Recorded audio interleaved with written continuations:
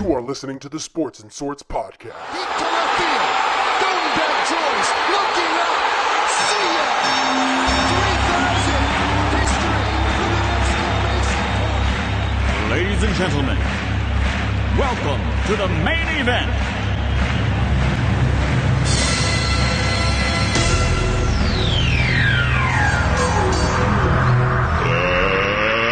Let's get ready to rumble!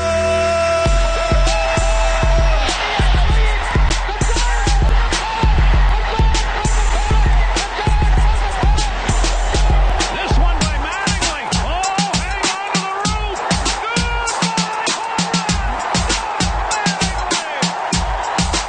Montana looking, throwing in the end zone. 5 seconds left in the game. Do you believe in miracles? Yes! Little roller up along first. Behind the man. It gets through Buckner. Here comes Knight, and the Mets win it.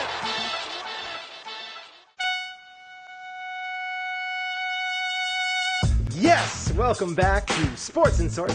That is episode 106. And we've got a great show today. We've got a lot of stuff on tap. We are going to start off with talking a little NBA with Lamar Odom sits down with Kevin Hart and has a heart-to-heart in a cold tub and talks about some serious stuff going on during his 2015 drug coma.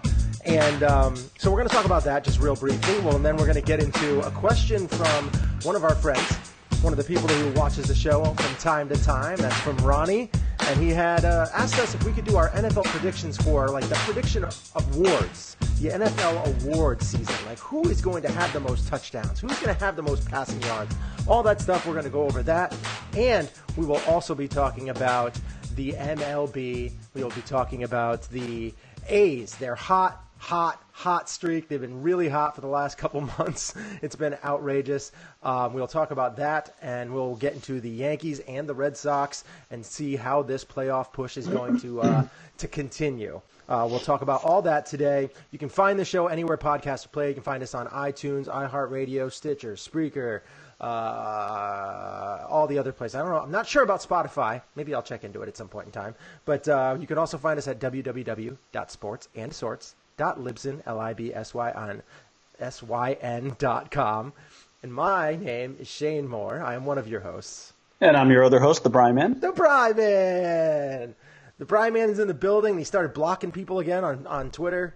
Was it on Twitter or on Facebook? Facebook. Facebook? You started blocking people again? Yeah. You enjoy that. It's fun. Yeah. You know what's not fun is, I love my kids so much, but they do things that frustrate you. You know, like kids do things that frustrate you.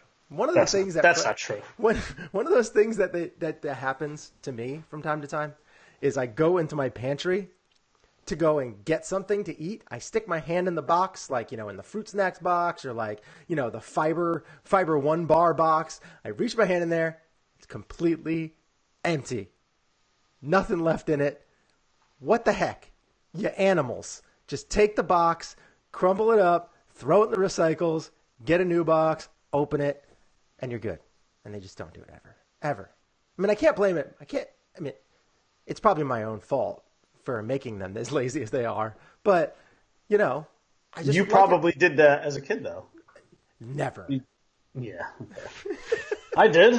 I was that guy that, left just enough milk in the carton to justify it still being in there. Do you still do that today? No, I actually don't. I really don't. I have to say, I'm like you. I have grown out of that kind of thing now because now, my OCD says that needs to go into the recycle bin. You need to wash that out, put it in the recycle bin. Same thing with the empty boxes. It has to go into the recycle bin. No, I can't. I have such OCD that I can't. I'll be thinking about it all day if I do that. Wow. So no. Yeah. That's it. That is some serious OCD. All right. Yeah. It's not like Jack Nicholson OCD, in that movie, As Good as It Gets, where he can't step on cracks of the sidewalk, that's a he has to lock and unlock the door 3 times. It's not that bad. It's a lower level of OCD, but okay. Yeah. Good. Well, I'm glad I don't have to just use one soap bar for every single time, and just throw it away. I'm glad you're not crazy. No, I'm not crazy. Not you don't show it at least with your soap usage. No. I just know I have my Bath and Body Works foam soap, which I love. Very excited about this year. You know, we're always got looking for just got all the sponsors. Halloween scents. We're yes. always looking for sponsors. Bed Bath and Beyond. Come on, hook us up. You know, the No, Bri Man not Bed shops Bath there and on Beyond. the Bath reg. and Body Works. Oh, Bath and Body I Works. do.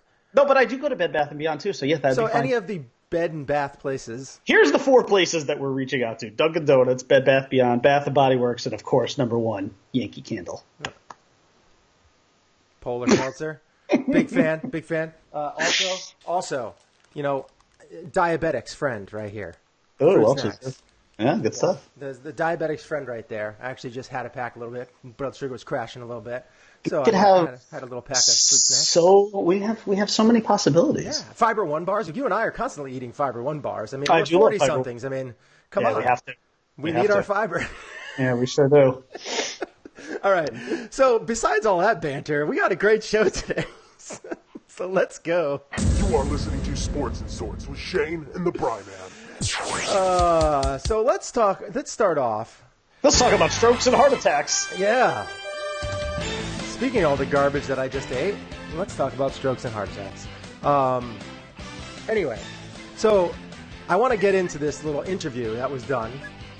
See, Kevin Hart has this thing where he talks to people in a cold tub, and it's called Laugh Out Loud Network Series Cold as Balls. So I'm not really sure why. I mean, I guess it's kind of funny to see people get in the cold tub, but I don't know. Kevin Hart, he does a lot right, makes a lot of money, so it must be funny. Haven't watched the whole thing, but I did watch this one little episode, and I wanted to talk about it just briefly. Not going to go into it in depth, but I did want to talk about it. And here is the interview that I was talking about right here. You will hear it live. Let's talk about Lamar Odom now. Let's talk about the happy place. Is Lamar Odom fully over the addiction side? Yes. How does that make you feel? Great, bro. Every day, I'm alive. Every day. Do It's you a good now, day to be alive considering the alternative. 100%, do you now realize how close to death you were? Yeah, all my doctors that see me say I'm a walking miracle. I had 12 strokes and 6 heart attacks when I was in a coma.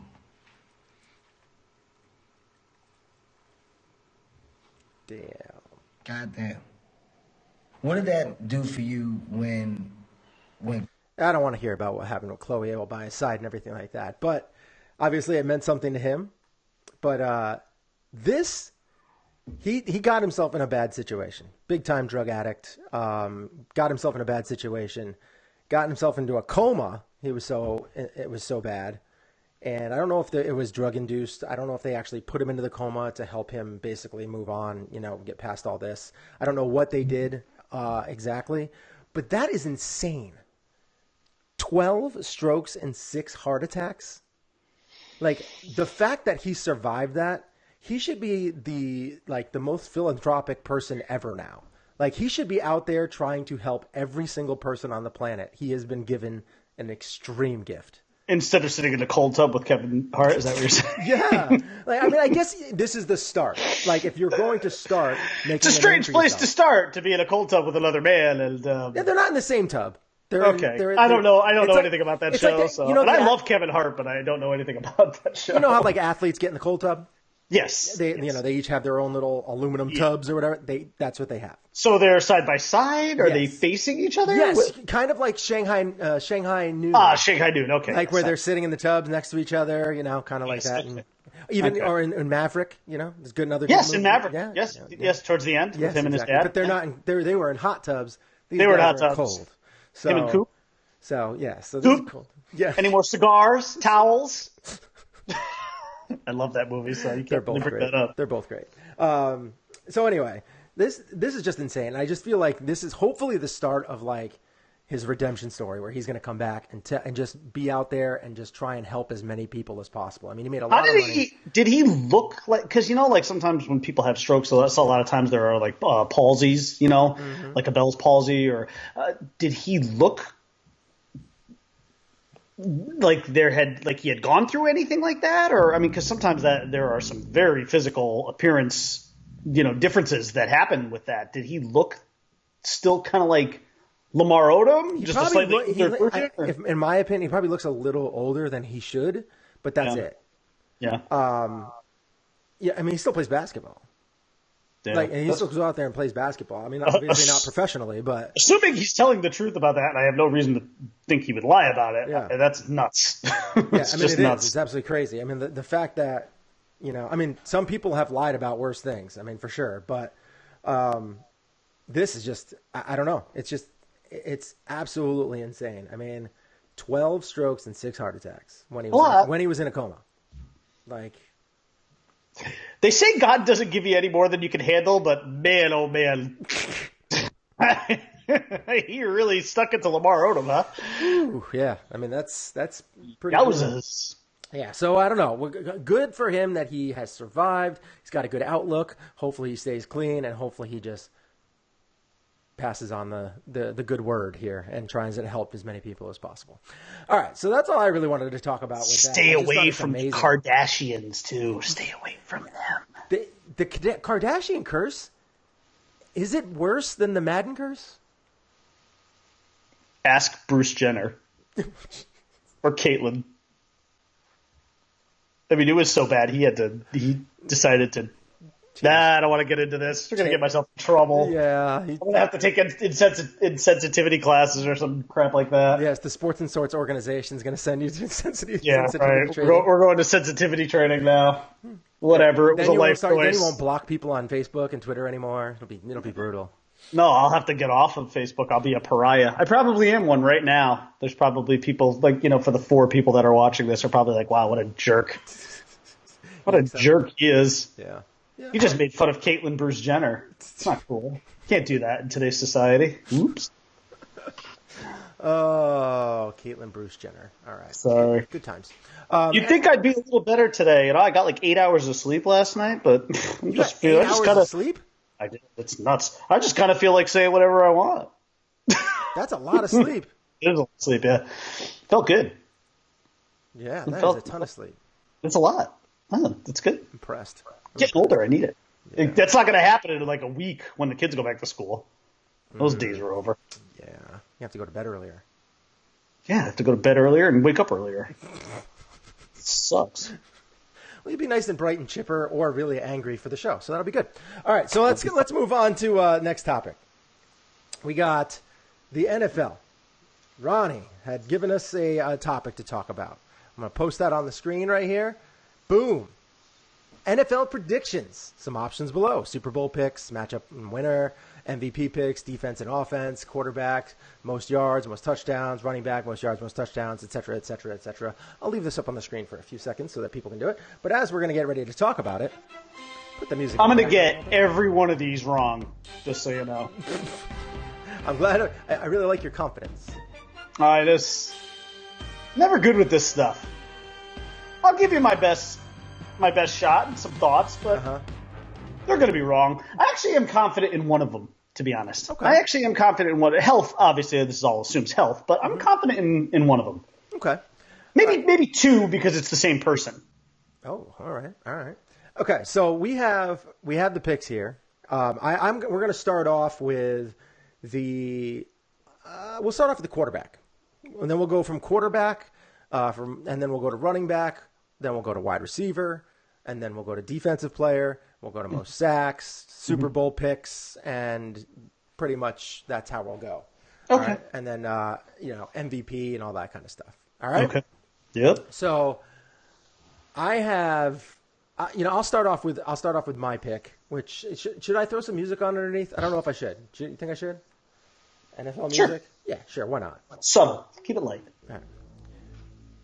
I'll put it way in the background. All right, so I have for this year, I have the quarterback with the most yards thrown this year. This is going to be a surprise pick. I think that, obviously Rodgers, Rivers, Matt Ryan, Tom Brady, Carson Wentz, all those guys are going to be up there. I mean, they are. You're going with year Deshaun after year Watson. after year. I am not doing with Deshaun Watson.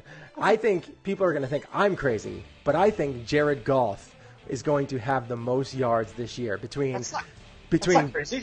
He was like 11th or something last year with like 3,800 yards or something. That's not crazy.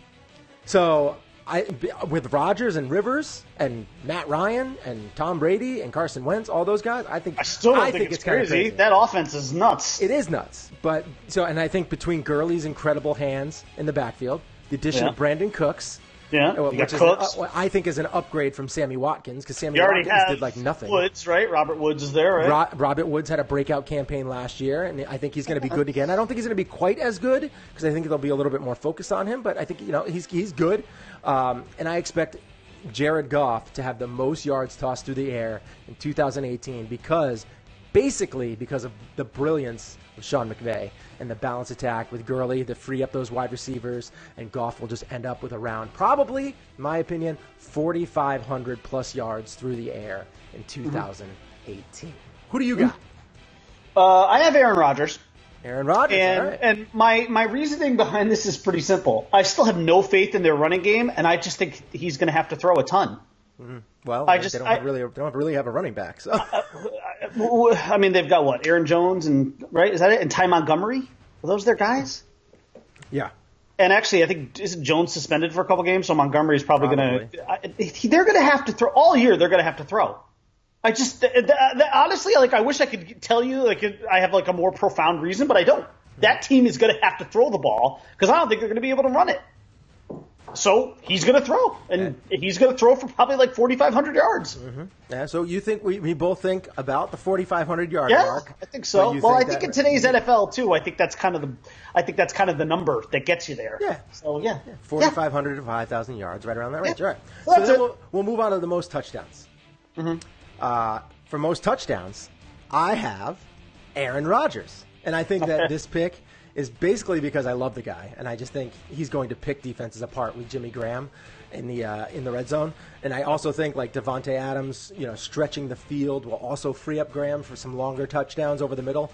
It's just going to be an extremely fun year for the Green Bay Packers. I think Brandon is going to love it, and I can't wait. I personally can't wait to watch this team play this year. And I actually have Aaron Rodgers throwing about 40 touchdowns, maybe more than 40 touchdowns this year. I think he is just going to go absolute bananas.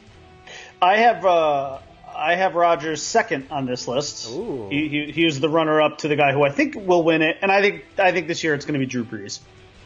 Drew Brees? I think Brees is going to throw also similar. I think he's going to throw in the 40 range.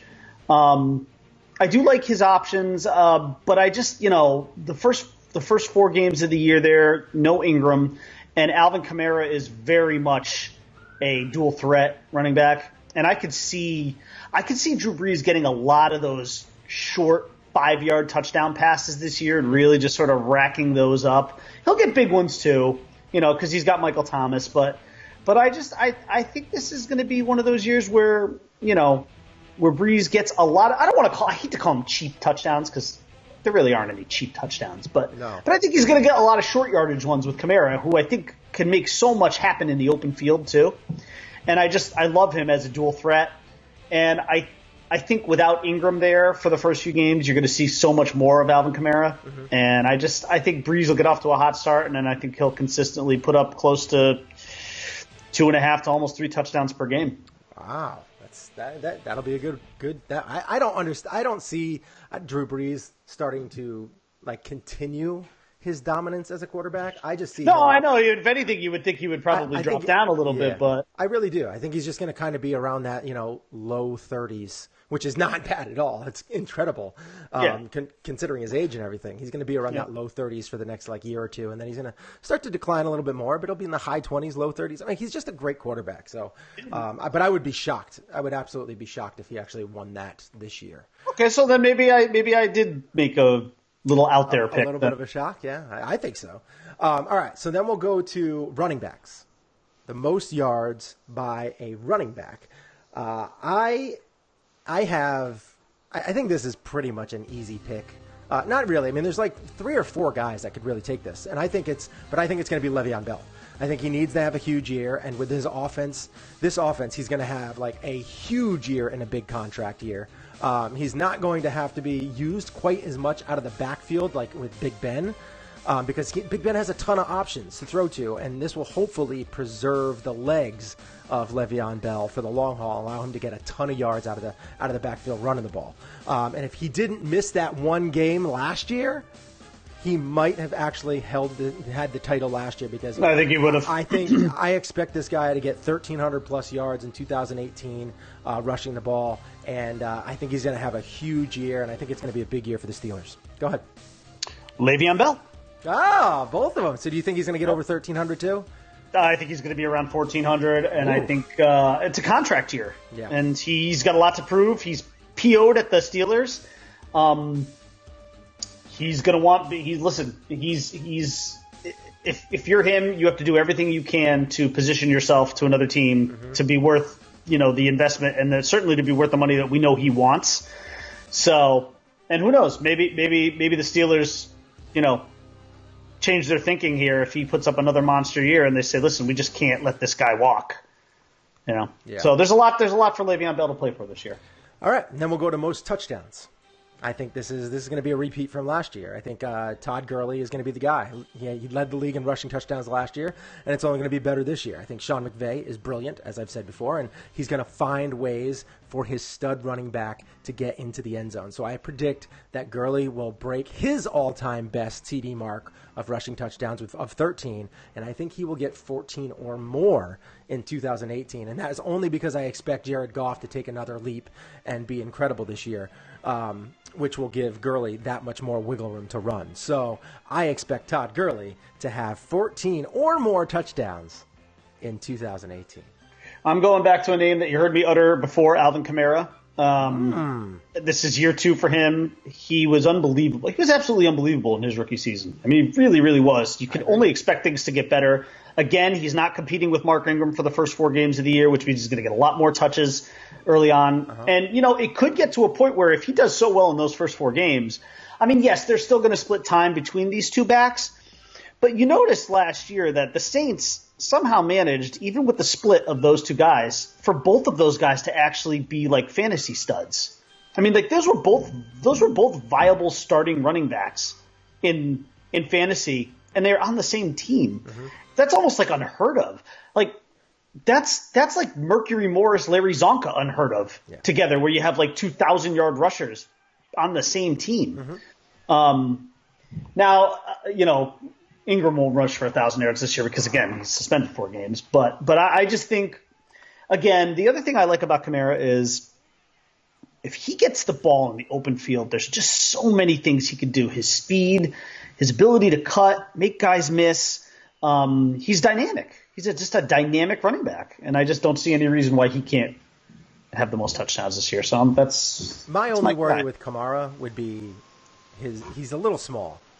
He's Smallish. on the smaller side, and I always get worried with injury with that. But sure, he's obviously durability, quick. He's durability quick, he's fast. Issues. He's got all and he can catch out of the backfield. He's just a great back. So Yeah. I would be shocked if he got it, but that would just because I didn't expect him to play a full season. The first 4 games, are going to be really difficult to hit on him. He's going to be focused on as the main guy, and it'll be interesting to see how that plays out. So, all right, we'll go on to the next one. Wide receiver. With the most yards in 2018, I have Julio Jones. I expect both Matt Ryan to have a good year and Julio Jones to have a big year. With an improved defense, having a full year under Sarkisian, I believe will lead to Julio Jones, one of his best years. And I think he will revert back to like the 2015 season, which he led the league in yards. And I think he'll be close to that mark again. He'll be about 1,800 yards, receiving yards. With if you couple that with the dynamic running backs that he has, that'll just free him up even more.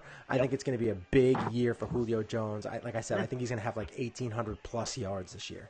Very good. I have DeAndre Hopkins. I think the return of Deshaun Watson. Denard. Denard. Back when we used to call him Denard because he played so poorly for us. Yeah, he was. Well, but that wasn't his fault. I think as we all see, it really had to do with the quarterback there. A full season of Deshaun Watson, assuming he's healthy. He's going to be looking for DeAndre Hopkins every time he drops back. That's option 1, no doubt about it. He had a resurgence. He had a resurgence last year with Deshaun Watson, and kept on going after. It did, Because right. I think people were like, "Oh yeah, okay, yeah, he is that good." We can Right, just we throw him the forgot ball. about this guy, how great he is. Yeah. And then actually in a lot of fantasy drafts, he's at worst the third receiver being taken too. So I mean, there's really 4 or 5 guys that could really take this title this year. yeah, it's probably Antonio Brown, Julio Jones, DeAndre Hopkins, and then I don't know who else you want to throw Beckham in Jr. there. Maybe Beckham, maybe Beckham. I mean, he's never gotten really. I think more than like 1400 Normally I something, would have said AJ Green, but my confidence level in Andy Dalton is so bad right now that I just can't. I can't see it. as it should be. I can't see it. But yeah, I got Hopkins taking it this year. All right. But maybe my picks aren't quite as chalk as I thought they would be. So this one right here is going to be a little different for me. Is the most touchdowns. I didn't pick a wide receiver. I went tight end. Oh, I know you're going Jimmy Graham here. Jimmy Graham, because he's not a wide receiver. I know. But I needed to put him in here somewhere because I really believe Aaron Rodgers is going to abuse defenses in the red zone with Jimmy Graham. And I expect huge numbers for Graham, which is why I have Rodgers leading the league in touchdown passes. I think Graham is going to get 15-plus touchdown passes in 2018. I think it's going to be a huge year for Graham, huge year for Rodgers, and probably a pretty big year for the Packers in general. It's funny.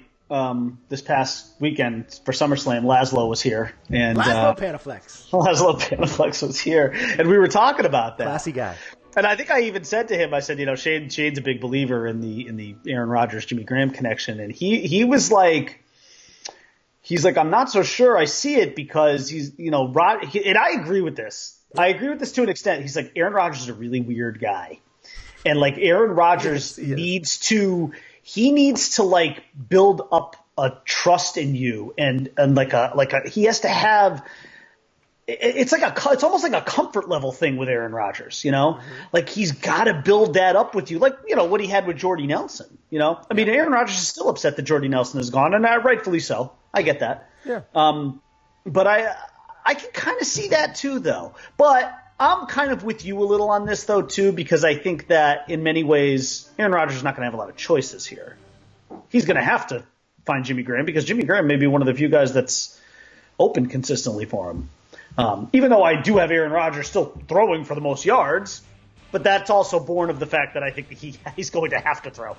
But my pick for most yards, I'm sorry, wait, this was most touchdowns, right? Touchdowns, yeah. Antonio Brown. He's just an animal. He's just an absolute beast. All right. He's just an absolute beast. He's probably going to finish with like 17 or 18, and that's just that'd be a big year. It's just going to be but I mean, like, look at his numbers. It's not like out of the ordinary. It's just what he does. The guy gets in the end zone. Mm-hmm. It's that when Ben is within that 20, and not to mention the fact that he breaks big ones, but when Ben's inside the 20, when he's in the red zone, that's his first option. Yeah. I mean, I can see that. I mean, I expect, when you have a great quarterback with a, it's an improved offensive line. It's not a great offensive line with the Packers. I just see. I don't think your pick is ridiculous. I don't. I really think it's going to be big time this year. And I understand that Aaron Rodgers is a little bit weird from time to time, but he's quirky. I know the guy likes to win. Yeah, he does. When you see that big target, single covered, sure.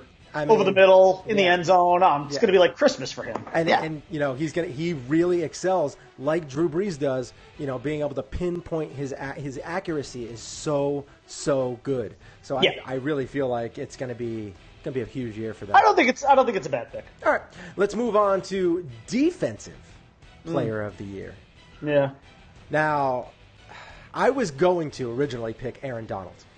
I was going to say, he is such a talent, but my problem is with Aaron Donald is that this contract dispute is a bit worrisome for me. I don't like when players miss a lot of training camp, especially all of it. Yeah. So instead of going with my original favorite to win Defensive Player of the Year, I am going to go with an old, tried and true kind of favorite every year, and that's J.J. Watt. I think good things will happen to good people, and I expect all good deeds to be rewarded this year with a dominant performance, with blocking passes, putting pressure on the quarterback, and forcing fumbles like a boss. And I know it's a reach because of his health over the last 2 years. I have faith that he is going to put it all together, stay on the field, and he is going to have a beast of a year. And it's not a bad pick. It's just health related. Right. And he's only 29 too, so he's got plenty of years left. Right. I don't. Yeah. That's not a bad pick. Good. I'm glad you. For me, the answer to this and the answer to another question that we have later are the same. Joey Bosa, who's just an absolute monster. Mm-hmm. He's in year 3. I really expect his comfort level in the NFL and his ability to adapt to the speed of the game are going to be at its absolute peak at this point. Mm-hmm. I've used this analogy once before, as you recall, with Patriots fans, and I'm going to say this with Joey Bosa. If he was a pizza, he'd be a stat stuffer supreme. Stat stuffer supreme, because he's just a sack monster. That's better than your Patriots fans. Patriots fans, yes. Pizzas, they'd be cocksucker supremes. It wasn't a nice thing to say, but I 100% stand by it. I think it's Joey Bosa's time. I like the Chargers defense, and I just think he's going to have a breakout year. And I honestly look at this as his award to lose. To be honest, yeah, I just think he's going to have a big year. I think he's a disruptor and a difference maker, and I think you're going to see a lot of that. Yeah, the only thing that worries me a tiny bit is probably it's because of Ingram, because he could take away some of those sacks. So and I see it the other way. I see Ingram creating. I see these guys creating opportunities for each other. Right, yeah, okay. But yeah, I could understand. I could see where you're coming from there, because also he could steal votes too, theoretically, from him. Possibly, if they were, But then again, I think Bosa is just such an extraordinary talent, and I think it's his time. All right, so that leads me to what I'm going to say, and it seems like I think the Texans are going to have a pretty good year, because I feel like the most sacks this year are not going to be J.J. Watt. I think it's going to be Jadeveon Clowney, the edge rusher for the Texans. I think we're going to finally get a healthy J.J. Watt. Well, that makes sense, though. And this pick fully relies on him being healthy. It really does. Understood. So Watt gets doubled a lot.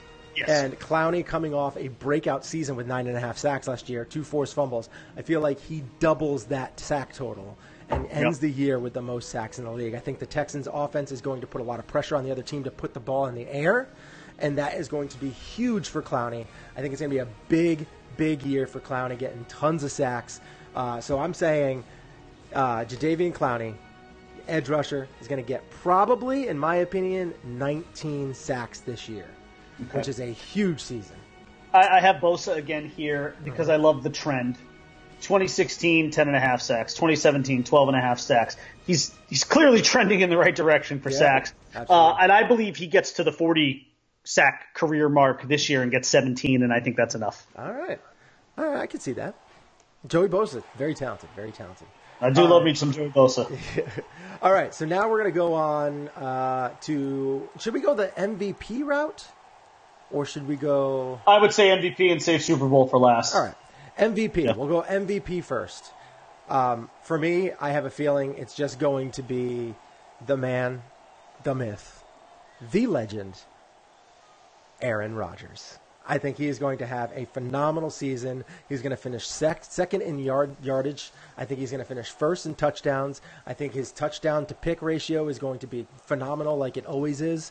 And I think he's going to lead his team to the best record in his division, and on top of that, he's going to take him in the playoffs. And I know the playoffs don't really count for the MVP votes and everything like that, but I really feel like his season is just going to be so tremendous that it's going to be hard to overlook. So I'm thinking Aaron Rodgers wins the MVP for 2018 season. Aaron Rodgers. There's nothing else to say. He's going to win it. It's his year. He's going to go nuts. We're both fanboys. I've got him first in yards, and I've got him second in touchdowns. He's going to win the MVP. Yeah. It's just the way it is. All right.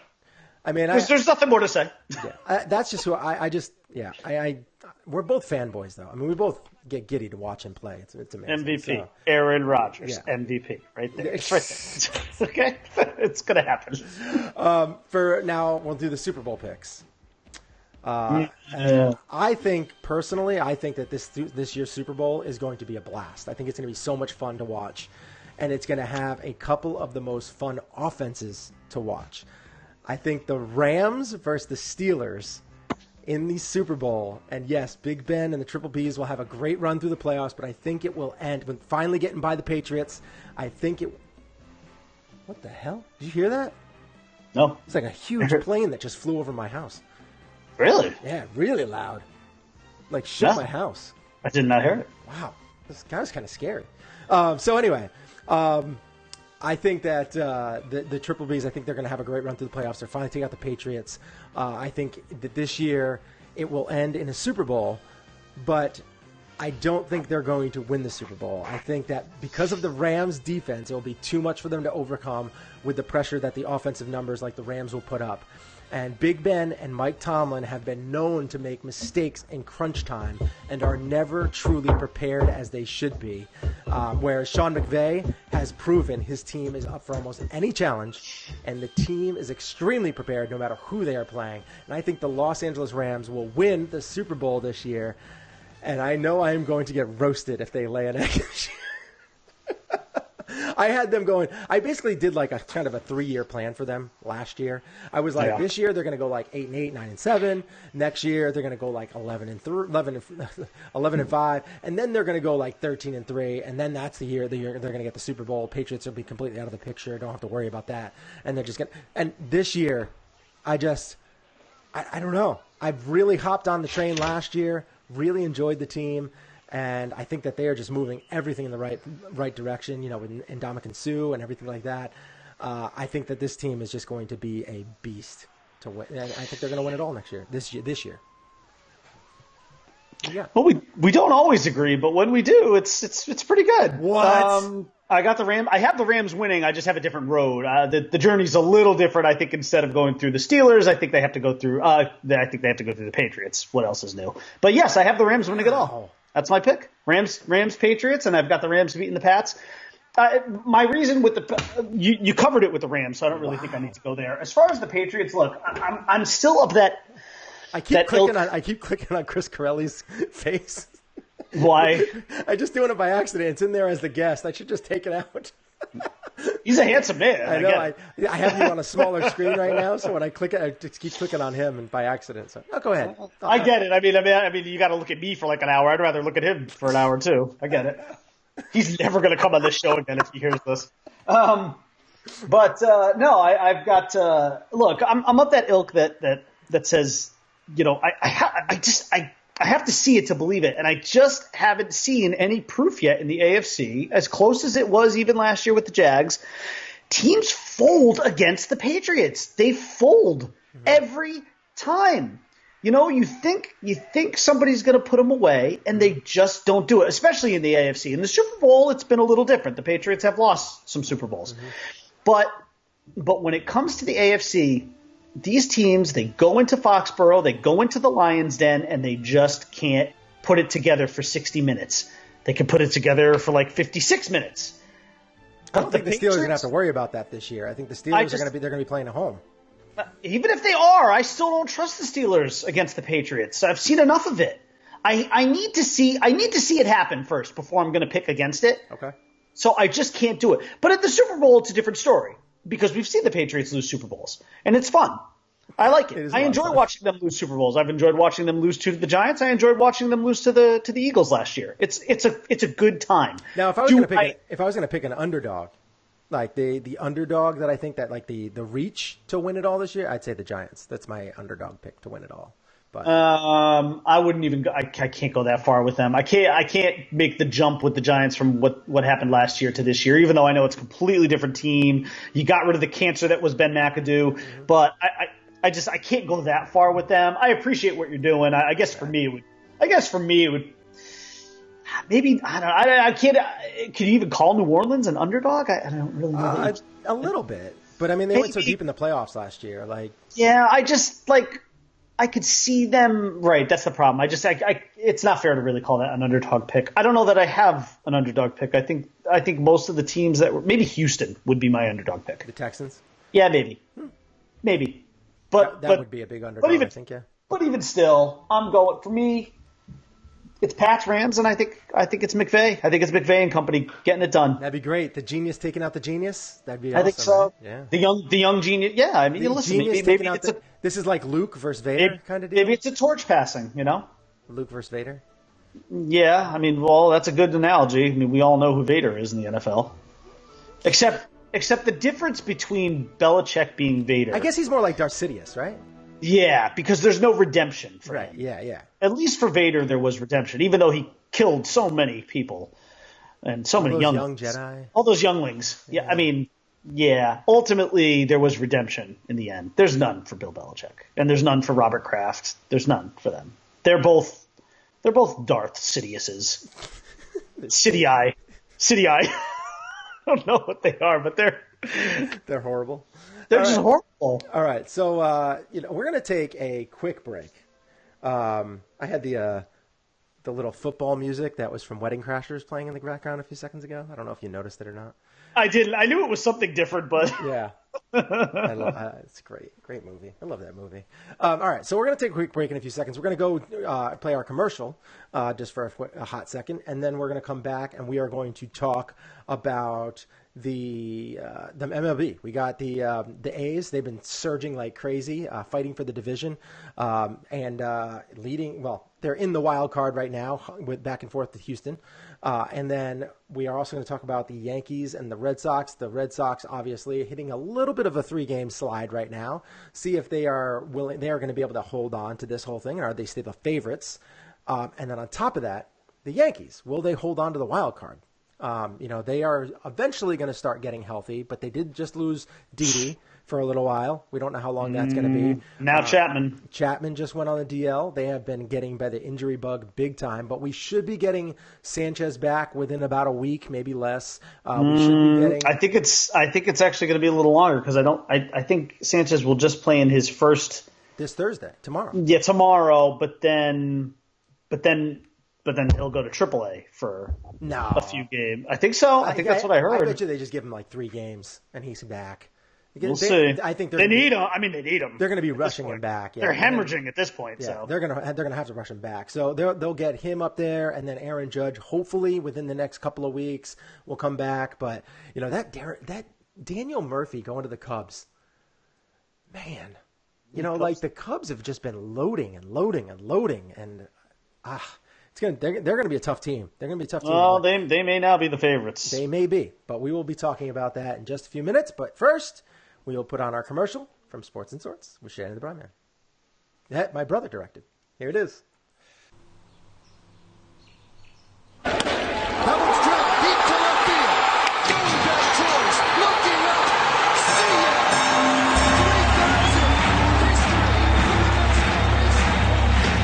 3,000. Ladies and gentlemen, welcome to the main event.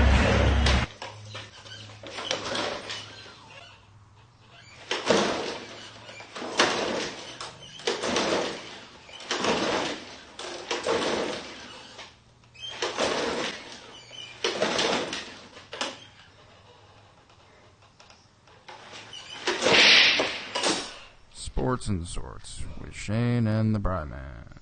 75% sports and 25% sorts.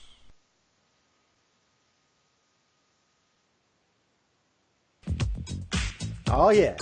That was our commercial. Just wanted to throw that out there. I'm going to be playing that from time to time. So we are back. We're going to talk a little baseball, a little good times right here. Little.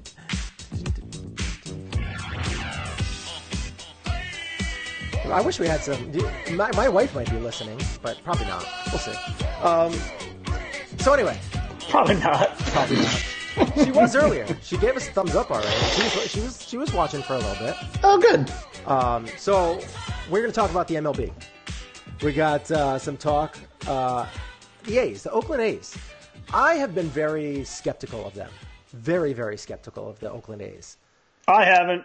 You have not. Damien hasn't. There's not many people out there that really. I mean, a friend of mine, Max Holiday, he gives me, he's sending me a couple of texts probably about 4 weeks ago, and he wanted to make a bet with me about the A's and them making the playoffs. And I said, I don't think they're going to make the playoffs. They're not going to win the division. They're not going to be the wild card. Houston's going to take the division. I think the Mariners are going to take the wild card. I was like, I think it's going to be the wild card is going to be the Yankees versus the Mariners. I don't see the A's being able to hold on. I still don't be able to see them hold on. I think that their team is just not that good. I mean, what do you see that I don't? I just forget the roster aside. There's clearly something going on in Oakland. There's a magic there. There is a special feeling there. They get a lot of walk-off wins. They get a lot of dramatic home runs. Chris Davis is really fun to watch, and I'd love for him to be in the MVP discussion, even though I know he kind of probably won't be. Yeah. I mean, he'll sort of be on the outside looking in, but look, there's just I know because on paper, if you look at it, you look at their pitching staff, and you're like, what are they doing this like with Edwin Jackson? And I mean, it's just it doesn't make Jackson hasn't. He doesn't pitch like this. Like it doesn't make sense what they're doing. Right. But at the same time, it's hard to. They keep winning games. They're starting to get to like that weird point where like every time you look up, it's almost like Boston where they're winning. Every time you look up, they're like 26 games above 500 now. I mean, at some point, and they are tied for the lead. Yes, they are 26 games. Houston and them are 26 games above 500. They're both sitting at 76 and 50. They have a 600 winning percentage. This is a good team. I can't tell you like mechanically how it's happening because the logistics of it don't make sense to me, but it's happening and they have a special feel to them. There's just no way around that. Now, do I think they can win a World Series? No, because I don't think anybody can beat Boston, but that doesn't mean that I don't think they can't make the playoffs. Mm-hmm. And as of right now, let's be honest, something weird would have to happen for them to fall out of this. And Seattle is starting to cool down a little bit. I think they lost again last night. See, here's the problem though with these three teams is, this last month and a half of the season they're going to knock each other off. Yes. So the question is, how does it all unfold? Ultimately, I'm sticking by my guns, and I still see Oakland in the playoffs. Now the question is whether or not they're going to be the wild card team or they're going to win the division. I still think Houston wins the division, and I still think Oakland goes into New York to play the Yankees in the wild card game. That would be pretty impressive. That's where I think we're at. I mean, I think that I would be extremely happy with that because I don't believe in the I A's. would. For one, they scare me. Sean Manaea, who is their ace. Yeah. Exactly. As of his next start, will go over his innings pitched in a season ever. And he is on pace to get well over 200 innings if he continues to pitch the way he has. And I feel like he's just going to fatigue. And he's not a strikeout guy anyway, which is good. But because you're not like max effort all the time, max effort. But he is a big dude. I think it's going to be hard for him to repeat his motion as he gets more and more tired throughout the season. So I really feel like he is going to fatigue. And he might even end up going on the DL just because his arm is going to get really tired. I mean, he's already at 155 innings. Most he's ever pitched is 158. I don't see him being able to last. Edwin Jackson, this guy has not pitched this well in years. And he rarely pitched this well. No, right. I would actually say he's just never pitched this well, period. Well, I mean, he's had short stints of being dominant. But he never put it together for a long period of time. And I expect that to happen again. Yeah, I expect it to be very much the same. You're going to get he's been hot since he came to Oakland. And I think it's going to dwindle. I think as the season goes on, it's going to get worse. And I don't believe in Chris Davis. I mean, he strikes out a ton. He's leading the league in home runs right now. He's got 102 RBIs. But I like Matt Olson. He's a nice looking first baseman. I think he's good too, but they're so young. I just don't believe in them. Yeah. It's understandable, but I mean, sometimes you have to just believe what your eyes are telling you, though, too. I mean, to an extent. I mean, let's be honest. they're in a good position right now. They are clearly in a position right now to play in that wild card game. The rest of this week is easy for them. They have a very good schedule. I mean, they're going Texas Rangers, I think, tonight. Then they play the Twins for a 4-game series. That's great for them. But then it's going to get difficult because Jose Altuve is coming back for the Astros. You have a bunch of, they're starting to get healthy right around this time. I think the Seattle Mariners, Nelson Cruz just kind of got a little day-to-day. He had some back spasms or neck spasms. Cano's been hitting the ball well. Cano's been ripping. So that's great because now they can give Nelson Cruz a little bit of time off to kind of get back and healthy. So they're going up, not this week, but next week. Houston Astros, 3-game series. And then they they play Seattle for a 2-game series. And then, Seattle for a 4-game series. The Yankees come into town. So it's Houston, Seattle, Yankees, then back to Texans. Then they have another easy stretch where they go Orioles, Tampa. Then they play the Angels, which that's not easy. That's not easy, but that's a series you expect them to win. The good thing about them is that they play the Twins a ton. The Twins, they play them again for a 3-game series. Then they play the Mariners. Then they play the Angels to finish off the season. So I just would not count out the Mariners yet. I think that the Mariners have a very good chance at taking this. I think that the schedule is very uneven for the A's, which I think could help the Mariners out because they're going to be playing these easy teams that they should beat after they've played really, really hard teams, and there's always a letdown. You always have games where you lose that you should have won because you just came out of a really tough series. Yeah. So that's my thought, and I think that the Astros are just going to get hotter as the season goes on because they're getting healthier. And I think that the Mariners are going to get healthier as well. Cano's obviously there, and he's spelling people, and he's ripping. And then you're going to have Nelson Cruz come back. I imagine that they're going to give him a couple days off because he had some back spasm issues. And if they do, that could help them for the long term too, because he can mash. He can go through a month where he hits 12 bombs easy. So it'll be very interesting to see. The only thing that worries me about the Mariners is their pitching. I know Paxton got hurt for a little bit. I don't know how long he's out, if he's still out or not. That could worry me a little bit with the Mariners. But other than that, I just have faith. I have faith in the Mariners being able to hold it out, and I do not have faith in the A's being able to keep it going. So what do you got for the best team in baseball right now? Power rankings go, I know that all these people still have the Red Sox, everything like that. With the new acquisition, Daniel Murphy going to the Cubs.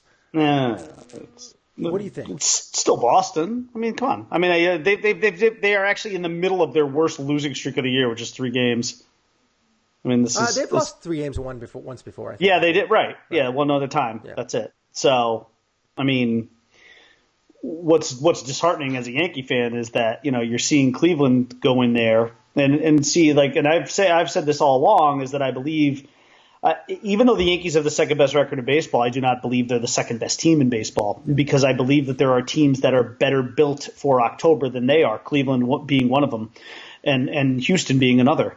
I would actually put the Yankees 4th overall in my power rankings because right now I would have Boston at 1. Mm-hmm. I still have Houston at 2. I know they're struggling, and they're in a tough stretch. But at the end of the day, you're going to go to battle in October with Verlander, Cole, Morton, and I just feel like that is just and Dallas Keuchel. Sorry, I forgot the Cy Young winner. You're going to go to battle with those 4 pitchers, and that's going to be a really tough mountain to climb. Yeah. And then and Cleveland similarly, is built for October. Kluber, Bauer, Carrasco. I mean, these guys, they can throw pitching at you. And not to mention the fact Cleveland can hit a ton. Houston can hit a ton. And then I have the Yankees after that because, look, Severino has not been Severino. He showed some signs in his last start of maybe coming back, but then, Boone left him in too long. That's another issue. Tanaka is still prone to, even last night, I know he pitched well last night, but he's still prone to making the one mistake pitch. And it's not like... And it's like every time he makes the mistake pitch, he gets taken deep. It's not like he just gives up a double or something. He gets taken deep. And because of that last night, the Yankees had to go into 12 innings to win that game. So, I mean, I'm not blaming anything on Tanaka last night. He pitched well, but he's still prone to the mistake pitch. Yeah. And then after that, I mean, look, I still think Happ is the guy that you have to pitch in the wild card game, and I'm sticking by that. I'm still sticking by that. Okay. He's been, 3-0, 4-0 since he got here? I think he's 4-0. Isn't he 4-0 with an ERA still under 2 or right at 2? I don't know how he doesn't start the wild card game. I'd be shocked, actually. At this point, I'd be shocked if it was anybody but him. And I'd be probably disappointed if it was anybody but him. And I love Severino. So I think at one point in this season, we all thought Severino was going to maybe run away and hide with the Cy Young Award. Forget about that happening. At this point, you just want him to get through the season healthy and be effective in the postseason. He's still a top 5 pitcher in the American League. And if you want to round it out, 5, I would probably put the Cubs number 5 in my power rankings, just because the Daniel Murphy trade really helps. The guy mashes in Wrigley. Although it's funny, somebody brought up to me, well, that was against Cub pitching, so yeah, that's kind of funny, but which is a fair point. But you know what? The Cubs are good pitching. But the Cubs are a good team. They're a good team, and let's be honest, the National League is relatively weak right now. I mean, it took me 5 teams through the power rankings just to actually get a National League team in there. Yeah. Because I just have no faith in the National League. I feel like whoever comes out of the AL should win the World Series, and that's probably going to be Boston. So yeah. See, I think that the Cubs, because they just lost Yu Darvish, right? Yu Darvish was out with some. Not that I would say that was a big loss, but yeah. Right, but they just lost him. I mean, it is. I mean, that was a terrible signing. That was such a terrible signing. Right. I can't even. But Kyle Hendricks has been pretty good. They have Cole Hamels. They have John Lester, who's been good all year. Oh, by the way, Cole Hamels, who I think you and I were beating down the door for the Yankees to get, and there were a lot of naysayers. What has Cole Hamels done since he's gone to the Cubs? I don't know, but well, let's just put it this way: he looks like Cole Hamels of old. Yeah, I was going to say, but he's pitched well. That's all I know that he's done. He's pitched well. Right. He's pitched because what happened there was exactly what we thought would happen.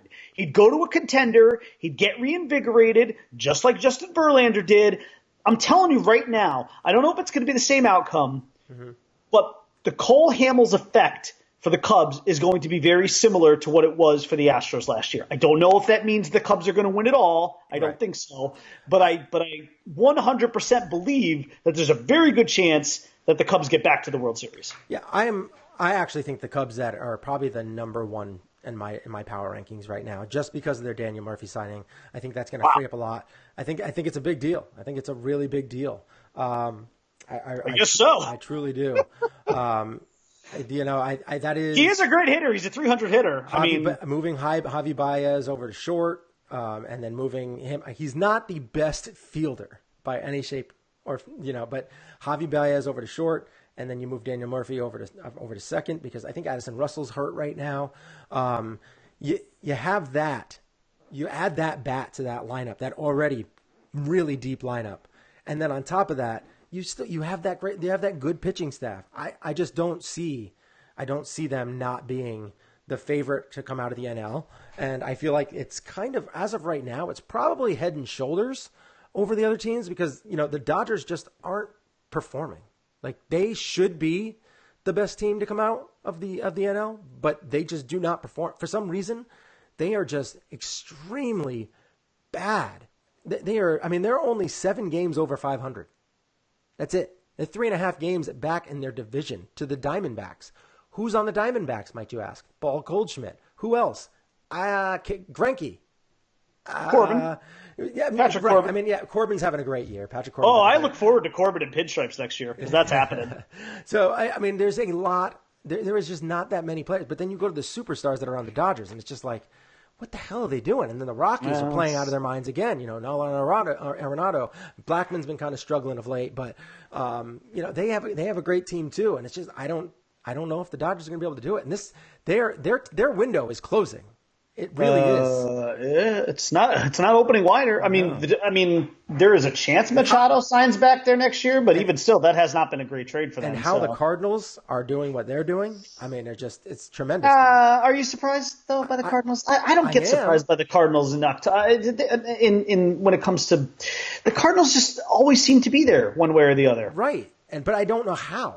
I don't know how they're doing it. They've got I mean, boy, if you believe in the concept of the cream rising to the top, though, you have to see that. I mean, I guess you want to say you're going to see the Dodgers winning the wild card, but I don't know. Yeah, I don't know. They're 2.5 behind right now. Well, yeah, they're 2.5 behind right now for a wild card spot. So, yeah, and the Cardinals have the slimmest of leads at a half a game, but yeah, but I don't know. This is just sort of like what the Cardinals do. That and the Brewers, too. I mean, I don't understand what's going on here. I mean, the ones that surprise me the most are still the Braves and the Phillies. What's interesting about the Cardinals, too, is that they play slightly better away than they do at home, by one game. But I think that's encouraging, though, if you're a Cardinals fan, is that they're 6 games over at home and they're 6 games over away. So they're not like one of those teams, because you know how this usually is. They're like if you look at a team keel. like if you look at a team like Fred, they're very even keel. If you look at a team like Philly's almost 20 games over 500 at home, but then they're like 8 under on the road.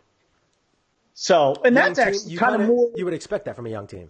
Right. But see, like that's what the Cardinals are very, very consistent. And that doesn't mean that they're scary. It just means they're consistent. I think that's the most shocking thing about the Braves is that they are the same. They're just so even keel. It's just shocking. 34-28 at home, 36-27 away. Yeah. It's impressive to see. Yeah, it's such a young team. All right. So they're probably going to win that division. Do you still think the Red Sox are the favorite? Oh God, yeah. How could they? Come on, how could they not? They're still having a historic season. You don't get worried about Chris Sale? No, I think the Red Sox are handling this brilliantly, putting him on the DL. But he was on the DL, came off the DL, had to start getting back on the DL. Yeah, I mean, that makes me nervous now. The dynamic very much changes if Chris Sale is not Chris Sale, and if he's goes into the postseason anything less than that. But to me, they have a massive lead. They have an 8-game lead. Mm-hmm. They're not even remotely in jeopardy of losing the division. Rodriguez is coming back soon. They're not even remotely in jeopardy of losing the division, and you can forget about even putting their name in the wild card. It's ridiculous. So why not DL him? No, I don't feel like there's any. I feel like they're just resting him and resting him and resting him. I don't want to say. But you think that the Yankees are going to hold on to the wild card? I think they're going to host that game. Yeah. Yeah. Okay. Good. All right. I'm cool with that. I don't think they're going to win it. I've said that all along. I think there's going to be some pressure at the end to the Red Sox. I think there's going to be some pressure. I think it's going to be close down the wire. I don't think it will, just because there's too many injuries have just mounted against the Yankees, and I even said this last night in a text to they won 7 out of the last 10.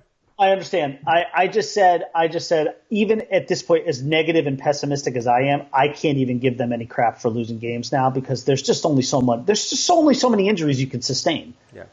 They're trotting Shane Robinson out there on a regular basis. That's not sustainable. I'm sorry, it's not. Yeah. You can't win like that. Have you heard anything about Clint Frazier's his concussion issues?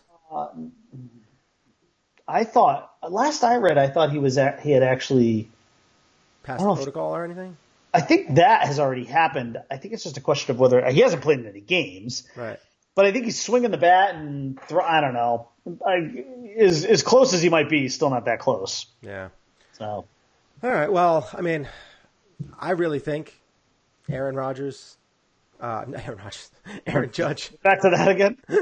I got Aaron Rodgers on the brain. Aaron Judge is he's going to be coming back. I think that changes the lineup a lot. And when is he coming back, though? I think he's going to come back in a couple of weeks. We'll see. He still has pain. He's no closer. He's no closer now than he was probably when he sustained the injury. I say 14 to 20 days he's back.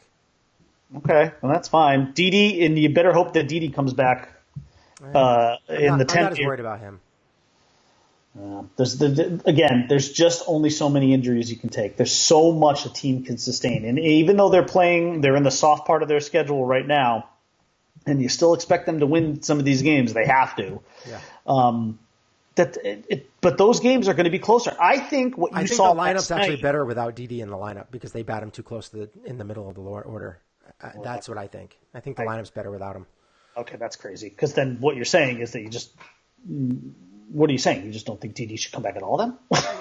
I think if he came back, it's just better with him at the bottom of the order or the very, very, very top. The bottom of the because what you said was they're better off with him not in the lineup. Right, because where they bat him. That's the reason why. Because he's not a 3 hitter. He's not a 4 hitter. He's not a 5 hitter. His number is still very solid, though. It's hard to argue. I agree with you as far as where he is in the lineup, but he needs to be in the lineup regardless. Again, though, the Yankees are in the soft part of the schedule, but the problem is, I think last night was very indicative of the kind of wins that you're going to see from this Yankee team. They're going to be brutal, painful, grinded out kind of wins. Nothing is going to come easy for this team. Nothing. Not right now. Not with all these guys out. You can't be down a third of your lineup in Didi, Judge, and Sanchez and not expect a significant impact. You just can't. You really can't. And you want to know the one person who I hate right now more than anybody? Who I despise right now more than anybody? I hate Jacoby Ellsbury. I hate him because forget that he's not healthy and he hasn't contributed one thing to this team this year. But that salary cap number, and that's probably the Yankees' fault for throwing that contract at him because, I mean, of course, who wouldn't sign that? But goddamn that guy. Really. Screw him. Screw you, Jacoby Ellsbury. You have put this team in an absolutely horrible position. Unhealthy, unproductive, and because of that number, it gave the Yankees very little flexibility to go out and make additional moves to try and acquire a bat or two, which they desperately need right now. But they can't do it because they're beholden to sticking to this luxury tax threshold, and I don't blame them for doing that. Because you have to think they could blow the doors off of things next year in free agency if they want to. Once you reset this tax threshold, you could go bonkers. They could spend $700 million next year in the offseason if they want. And it won't hit them that hard. Because resetting this number is very, very important. And I get it. Like make that sacrifice for 1 year so that you could set yourself up for many years. Because there's going to be guys that they're going to want to go after next year. Maybe Machado is one of them, but the only way that happens is if he agrees to go to third base or if Didi agrees to go to third base. And then the other possibility is, I think Machado said he would go to third base in LA. I think he would, and I think he would do it for the Yankees, to be honest. Plus, he's a better third baseman. He's not a good shortstop anyway, so he's an above average shortstop. I don't know. I don't think he's that good. I'd rather have Didi there easily, and I'd rather have Machado at third. And then they're going after at least 2 pitchers. One of them's got to be Corbin. I mean, I'd be shocked if they didn't go after Corbin.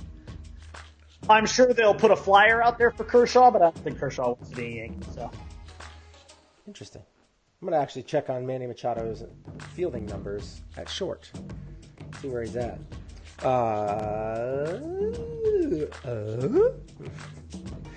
He's got, I don't know, he's playing shortstop. He has the same fielding percentage this year at short as Didi. 982. That surprises me. Yeah. I mean, at shortstop, his career is 975, which isn't. Well, listen, I'm like C3PO. I have been known to be wrong from time to time. I'm sorry, that was R2, not C3PO. I'm like R2. Let's see, what is he at? Career? Their careers at shortstop, Manny Machado is 975 fielding percentage. Didi career 979. I would think that Didi probably covers a little bit more ground, a little quicker. Yeah. But he doesn't cover the most ground in the league. I mean, I think he's a good shortstop. I don't think he's a great shortstop. Everything you keep reading about Machado too is that his priority in the offseason is to be a Yankee. So if he wants to be a Yankee, then third base. But it's probably going to hit the third base, and also it's probably going to happen. What happens with Andahar?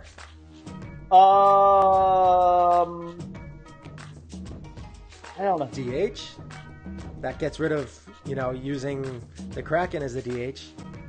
And then you're really waving goodbye to Gardner and then what happens with Frazier too? Is Frazier your fourth outfielder? Because then Stanton, Frazier would probably be in left, right? And then but Stanton has to be the DH. I don't know. Yeah, I don't know. I'm not really sure. You probably have to go a little on the weak side. Unless Andahar becomes your first baseman and you just wave bye-bye to Greg Bird. Bye-bye, Birdie. I don't know if I could do that. Not because I love Greg Bird, but just because I don't know. I like Greg Bird, and I have been very supportive of him to a fault this year. But at some point, the argument is going to have to come if he just can't do it. Mm-hmm. Andahar would be fine at first too. He could easily play first. All right. Well, I think that's it for our show today. Thank you guys for listening. And it's had enough. Do a little. Yeah. We hope you have a good afternoon.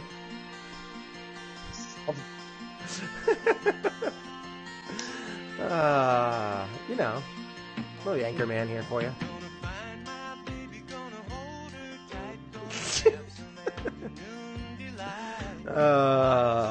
We hope you had a good time listening to the show. You can find me on Twitter at Einhornisfinkel.